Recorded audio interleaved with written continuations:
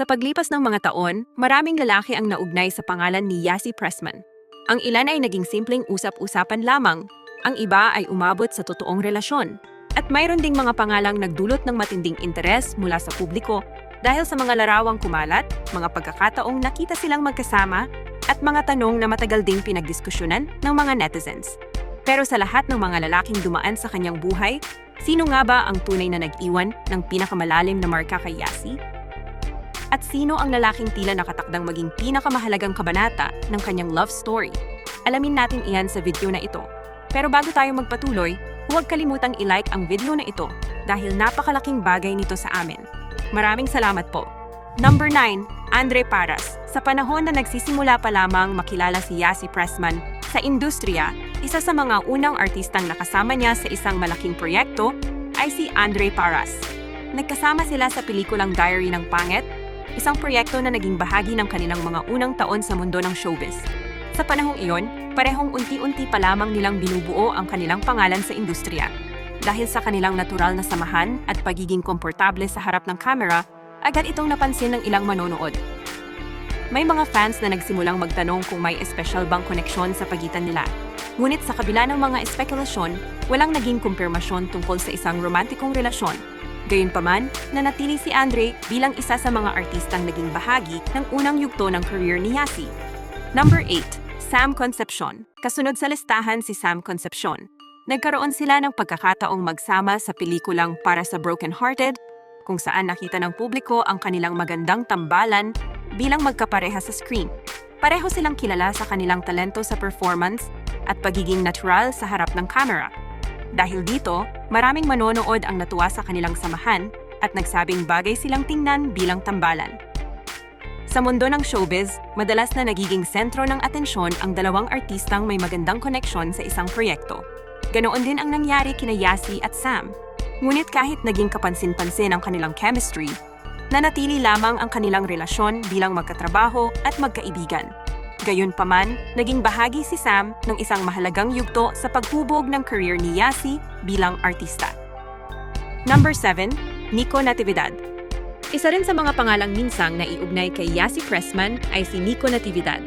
Nagkasama sila sa pelikulang Cordapia, kung saan ipinakita nila ang kanilang chemistry bilang mga artista. Dahil sa kanilang pagiging natural sa harap ng camera, naging kapansin-pansin ang kanilang interaction sa ilang manonood. May ilang netizens din ang nagsabing bagay silang tingnan bilang tambalan. Ngunit tulad ng maraming showbiz connections, hindi lahat ng magandang chemistry sa screen ay nangangahulugan ng relasyon sa totoong buhay. Walang naging malinaw na kumpirmasyon tungkol sa anumang romantikong koneksyon sa pagitan nila. Sa halip, nanatili si Nico bilang isa sa mga artistang naging bahagi ng professional journey ni Yassi. Number 6, Marco Gumabao. Naging usap-usapan din noon ang pangalan ni Marco Gumabao matapos silang magkaroon ng pagkakataong magsama ni Yassi sa isang proyekto. Pareho silang kilala sa kanilang kumpiyansa, charisma, at malakas na dating sa harap ng kamera. Dahil dito, hindi nakapagtatakang mapansin agad ng publiko ang kanilang magandang samahan. Sa panahon ng social media, mabilis lumaki ang mga ganitong klase ng usapan. Isang larawan, isang interaction, or simpleng pagiging komportable sa isa't isa ay minsan sapat na para pag-usapan online. Ngunit sa kabila ng mga haka-haka, walang naging kumpirmasyon na nagkaroon sila ng romantikong relasyon. Nanatili ang kanilang koneksyon bilang magkatrabaho sa industriya, pero kung ang mga naunang pangalan ay mas nakilala dahil sa kanilang mga proyekto, ang susunod na lalaki ay naging bahagi ng isa sa pinakamalaking kabanata ng career ni Yassi. Number 5, Coco Martin. Kung pag-uusapan ang mga lalaking may malaking naging epekto sa career ni Yassi Pressman, hindi mawawala ang pangalan ni Coco Martin. Sa kanilang pagsasama sa FPJs ang Probinsyano, nabuo ang tambalang Cardo at Aliana na minahal ng milyon-milyong Pilipino. Sa loob ng maraming taon, nasubaybayan ng publiko ang kanilang kwento at naging bahagi sila ng isang seryeng tumatak sa kasaysayan ng telebisyon. Dahil sa kanilang malakas na chemistry bilang magkapareha sa screen, hindi na iwasang magkaroon ng iba't ibang tanong tungkol sa tunay nilang samahan sa likod ng kamera. Maraming tagahanga ang humanga sa paraan kung paano nila na ipapakita ang emosyon sa bawat eksena. Ngunit sa kabila ng mga espekulasyon, nanatiling propesyonal ang kanilang relasyon bilang magkatrabaho. Gayunpaman, hindi maikakaila na si Coco Martin ay naging isa sa pinakamahalagang taong konektado sa career ni Yasi. Number 4. Sandro Marcos. Isa sa mga pinakamaingay na pangalang na ugnay kay Yasi Pressman ay si Sandro Marcos. Naging sentro sila ng atensyon matapos silang makita sa ilang pagkakataon na magkasama.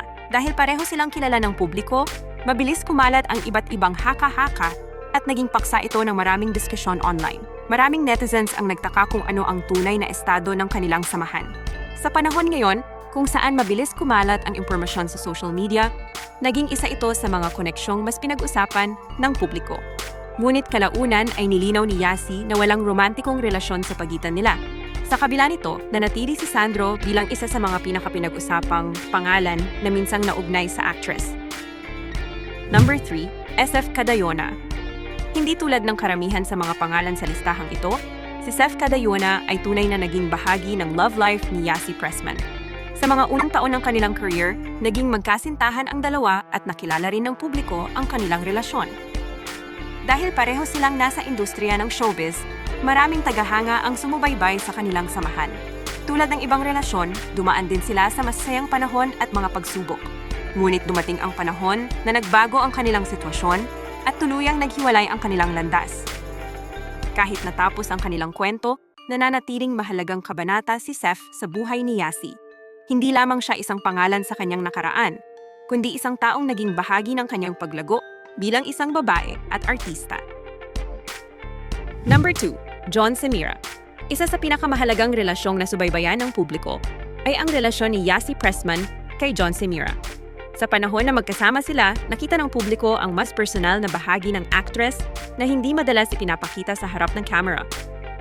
Sa mga larawan at pagkakataong nakikita silang magkasama, kapansin-pansin ang kanilang pagiging komportable at masayang samahan. Para sa maraming fans, isa ito sa mga relasyong tila may seryosong direksyon. Ngunit tulad ng maraming love story, dumating din ang panahon na natapos ang kanilang relasyon. Gayunpaman, nananatili si John bilang isa sa mga taong naging mahalagang bahagi ng buhay ni Yasi. Number 1. Luigi Villafuerte. At sa kasalukuyang kabanata ng buhay ni Yasi Pressman, ang pinakamalaking pangalan ay si Luigi Villafuerte. Matapos ang iba't ibang karanasan at yugto sa kanyang buhay, tila kay Luigi natagpuan ni Yasi ang isang relasyong mas seryoso at mas mature. Mas naging bukas sa publiko ang kanilang samahan at nakita ng marami ang kanilang suporta at pagpapahalaga sa isa't isa. Nang lumabas ang balita tungkol sa kanilang engagement, maraming tagahanga ang natuwa at nagpaabot ng pagbati para sa actress. Para sa marami, ito ay isang bagong simula matapos ang maraming taon ng paglago at pagbabago. Kung ang ibang pangalan ay naging bahagi ng kanyang nakaraan, si Luigi naman ang taong kasama niya sa kasalukuyang kabanata ng kanyang buhay. Sa dami ng pangalang naugnay kay Yasi Pressman sa paglipas ng mga taon, hindi lahat ay naging totoong relasyon. Ang ilan ay nabuo dahil sa trabaho. Ang iba ay naging bahagi lamang ng mga usap-usapan ng publiko. Ngunit bawat taong dumaan sa kanyang buhay ay nag-iwan ng karanasan, alaala at aral. Dahil sa huli, ang kwento ni Yasi Pressman ay hindi lamang tungkol sa mga lalaking dumaan sa kanyang buhay. Ito rin ay kwento ng kanyang paglago, tagumpay, at paghahanap ng sariling kaligayahan. At iyan ang 9 na lalaking dumaan at nag-iwan ng marka sa buhay ni Yasi Pressman. Sa inyong palagay, sino sa kanila ang may pinakamalaking naging epekto sa kanyang buhay? At sino ang pinakabagay para kay Yasi Pressman? I-comment ninyo ang inyong sagot sa ibaba. Kung nagustuhan ninyo ang video na ito, huwag kalimutang i-like, i-share, at mag-subscribe para sa mas marami pang showbiz stories. Maraming salamat sa inyong panonood.